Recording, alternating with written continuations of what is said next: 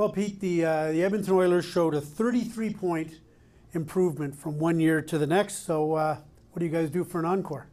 Well, certainly the expectations are higher. And, you know, I would imagine from the outside that'll be our baseline. So in my experience, Bob, you get into the playoffs. So I guess it's about getting in and succeeding in the playoffs. So I'm not going to put any numerical standard out there, but you know, we're going to compete for a higher level than where we ended up. So it's about managing our expectations here. Do you make a conscious effort to try and tamp down those expectations? I mean, 2 years ago in this room, I don't know if you remember it, but I asked you what kind of year Connor McDavid was going to have, and you gave me some ridiculously conservatively low number that I knew was absolute garbage. But nevertheless, I understood exactly what you were doing. So do you try to do that now, or do you just roll with it and embrace it and say, hey, you know what, that's part of the evolution of our team?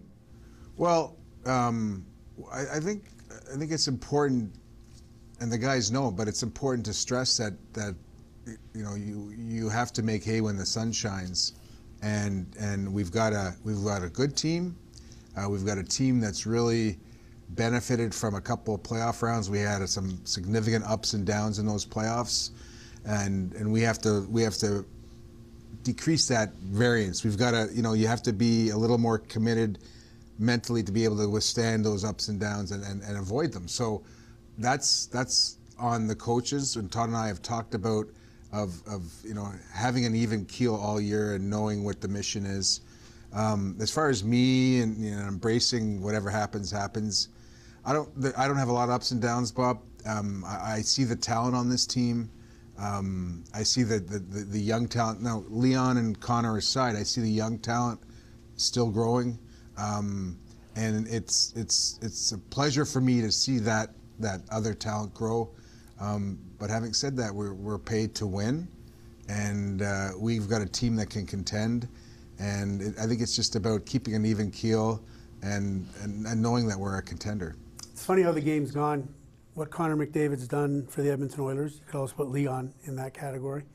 In Toronto, for example, what Austin Matthews has done for the Toronto Maple Leafs, then you can put Nylander and Marner in that next category, right behind Matthews, and how it's changed the entire aura of your organization, the Toronto organization. I don't know if you know this or not, but I think there are a lot of Edmonton fans and a lot of Toronto fans who believe that sooner or later, and they hope it's sooner rather than later, that, you know, the Connor McDavid-led Edmonton Oilers and the Austin Matthews-led Toronto Maple Leafs are somehow destined to clash in an all-Canadian Cup final, so that the expectation level is runaway both in Edmonton and Toronto.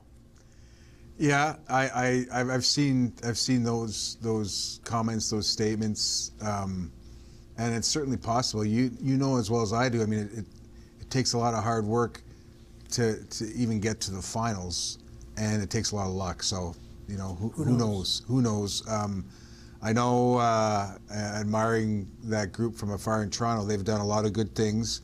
They've benefited as we've benefited from some high draft picks. But you can get those high draft picks, but it's about growing them and putting them in the proper slots and managing those own players' expectations in their development. They've done a real good job. So that would be a cool final, but you know, that's all I can say on that for now. Absolutely. A lot of variables there. Will you take any steps in talking to Todd, or will Todd take any steps with the players to really guard against complacency setting in after the year that you had? Yeah, no, that'll be one of the prominent themes. Todd and I have talked about that at length. We talk about kind of themes going into the year, and you know, I ask him, or I tell him, or what I think some themes are. He tells me, and then I leave it with him to put it through with the group. You know, he's been part of a lot of successful teams in the past where they've had this kind of year before, and so I mean, he's got a pretty even keel too. So he knows about managing those expectations, because the players have expectations too. So you talk about complacency, but they have to also know that you know, that I guess it is complacency at the end of the day. If, like, hey, we're expected to do well, and not having to put the work in. So I guess at the end of the day, it is complacency that you're guarding against. But he's been part of it. I've been part of those teams where you've had President's Trophies years and big years, and we're on the cusp of something, and you can fall flat on your face. So we've both seen it. There's a number of players on our group that haven't seen it, so it's certainly a topical thing right now. Before we get into detail on what's to come this season, I was hoping maybe we could look back a little bit to what was a really busy off season for you. Let's start with the trading of Jordan Eberle for Ryan Strome. What was that motivated more by a hockey decision or a longer term dollar decision? I think it was both, Bob. It was a deal that you know what, maybe. I think it's rare now you see a purely hockey-driven deal. I think, and we did one the year before,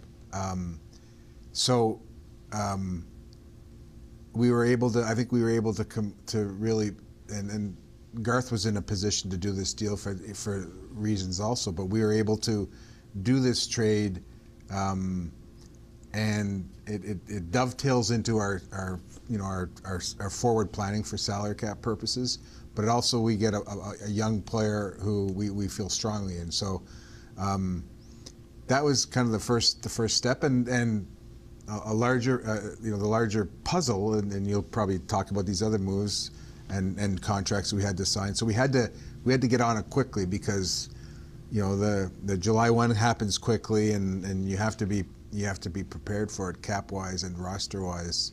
So it was something that we looked at for a while, and we decided that would be the first move in a series of moves.